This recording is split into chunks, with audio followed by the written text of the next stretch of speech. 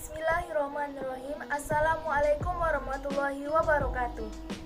Perkenalkan, nama saya Elsa Riesta Alika, Prodi Statistika Universitas Riau, angkatan 2020. Di sini saya akan mempresentasikan mengenai mata kuliah Pancasila, materi Pancasila sebagai dasar negara, yang dimana materi-materinya meliputi: pertama, hubungan Pancasila dengan pembukaan Undang-Undang Negara Republik Indonesia tahun 1945. Yang kedua, penjabaran Pancasila dalam batang tubuh Undang-Undang Negara Republik Indonesia tahun 1945. Dan yang ketiga adalah implementasi Pancasila dalam pembuatan kebijakan negara. Pertama, hubungan Pancasila dengan pembukaan Undang-Undang Dasar 1945. Menurut Noto Nagoro menegaskan bahwa Undang-Undang Dasar tidak merupakan peraturan yang tertinggi. Namun, di atasnya masih ada dasar-dasar pokok bagi Undang-Undang Dasar yang dinamakan pokok kaidah negara yang fundamental atau disebut juga dengan Staat Fundamental Norm. Nah, apa sih itu Staat Fundamental Norm? Staat Fundamental Norm adalah landasan umum dari suatu tatanan hukum Undang-Undang Dasar. Nah, unsur-unsur dari Staat Fundamental Norm ini secara mutlak terbagi menjadi dua. Pertama, dari segi terjadinya, yaitu ditentukan oleh pembentuk negara yang menjadikan hal-hal tertentu sebagai dasar negara itu sendiri. Unsur yang kedua, dari segi isinya, menurut dasar-dasar pokok negara yang meliputi tujuan, bentuk, dan dasar filsafat negara. Nah, dari paradigma inilah, maka pembukaan Undang-Undang 1945 memenuhi syarat secara mutlak apa itu Staat Fundamental Norm. Dengan demikian, Pancasila secara yuridis formal ditetapkan sebagai dasar filsafat negara Republik Indonesia, bersamaan ditetapkannya pembukaan Undang-Undang Dasar 1945 dan Undang-Undang Dasar 1945.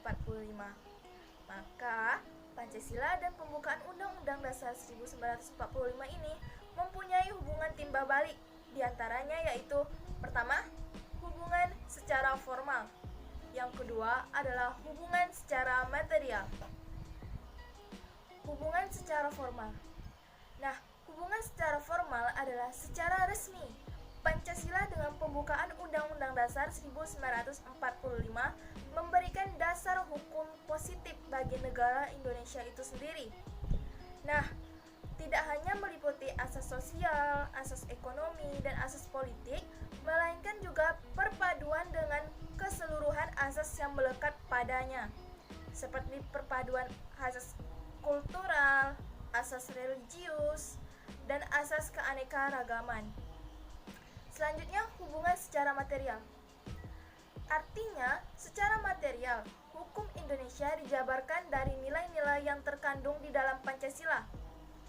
Pancasila sebagai sumber hukum dan tertib hukum Indonesia melalui sumber nilai, sumber materi, sumber bentuk, dan sumber sifat.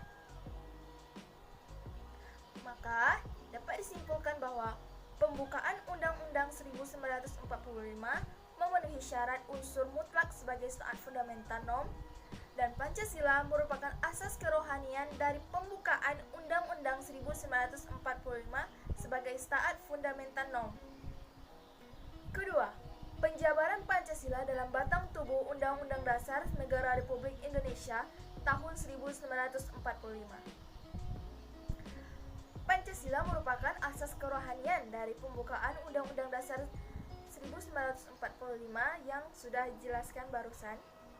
Lalu, pembukaan Undang-Undang Dasar 1945 dikristalisasi dalam wujud pokok pikiran yang terkandung dalam pembukaan Undang-Undang Dasar 1945 serta pokok pikiran yang terdapat dalam pembukaan undang-undang yang terjelma dalam pasal Undang-Undang 1945.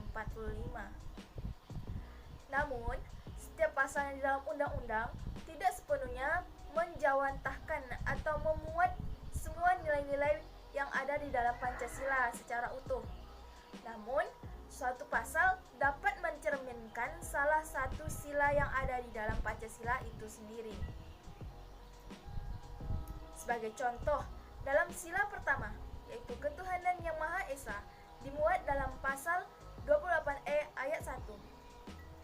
Sila kedua, kemanusiaan yang adil dan beradab, diimplementasikan dalam pasal 1 ayat 3. Sila ketiga, Persatuan Indonesia, sebagai contoh terdapat dalam pasal 25A. Yang selanjutnya adalah sila keempat, kerakyatan yang dipimpin oleh hikmat kebijaksanaan dalam permusyawaratan perwakilan. Terkandung contohnya dalam satu pasal, yaitu pasal 1 ayat 1. Selanjutnya yaitu sila kelima, keadilan sosial bagi seluruh rakyat Indonesia. Sebagai contoh terdapat dalam pasal 23 dan pasal 28H dan yang lainnya. Masuk ke pembahasan materi ketiga, implementasi Pancasila dalam pembuatan kebijakan negara. Apa itu implementasi Pancasila? Implementasi Pancasila adalah mewujudkan nilai-nilai moral yang terdapat dalam Pancasila itu sendiri dalam kehidupan berbangsa dan bernegara. Nah, implementasi Pancasila ini terdapat dalam berbagai bidang. Sebagai contoh, pertama, bidang politik. Memuat sektor suprastruktur politik, yang dimana semua lembaga pemerintahan dalam bidang legislatif, eksekutif, dan yudikatif mengemban tugas, fungsi, dan wewenangnya masing-masing sesuai yang dijelaskan di dalam undang-undang itu sendiri. Selanjutnya, implementasi bidang politik dalam sektor masyarakat, yaitu nilai Pancasila yang menuntun masyarakat agar pentingnya harmoni dan kontribusi terhadap kewajiban dan hak asasinya, serta bebas memiliki pendapat mengenai politik itu sendiri.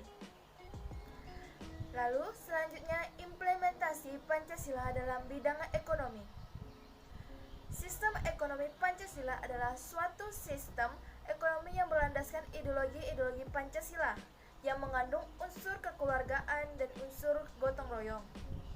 Nah, dalam sistem perekonomian Pancasila ini memberikan kebebasan kepada masyarakat untuk membuka peluang usaha perekonomiannya masing-masing. Nah, sebagai salah satu contoh diadakannya koperasi. Selanjutnya, implementasi Pancasila dalam bidang sosial budaya. Dengan banyaknya suku yang ada di Indonesia, disertai banyaknya budaya-budaya yang ada di Indonesia, dari Sabang hingga Merauke, kita perlu mewujudkan sikap atau implementasi dari Pancasila itu sendiri, yaitu menghargai perbedaan yang ada. Serta kita juga hendaknya saling menjaga identitas daerah masing-masing, entah itu kebudayaan daerah, kebudayaan suku yang kita miliki, agar kebudayaan yang kita miliki tidak digantikan oleh kebudayaan-kebudayaan asing yang datang dari luar negara Indonesia itu sendiri. Selanjutnya, implementasi Pancasila dalam bidang hukum dan keamanan. Nah, implementasi Pancasila dalam pembuatan kebijakan negara pada bidang pertahanan dan keamanan harus diawali dengan kesadaran bahwa negara Indonesia adalah negara hukum. Pertahanan dan keamanan negara diatur dan dikembangkan menurut dasar-dasar kemanusiaan. Baiklah, hanya itu saja yang dapat saya presentasikan mengenai materi Pancasila sebagai dasar negara. Terlebih terkurang, saya mohon maaf. Saya tutupi dengan wassalamualaikum warahmatullahi wabarakatuh.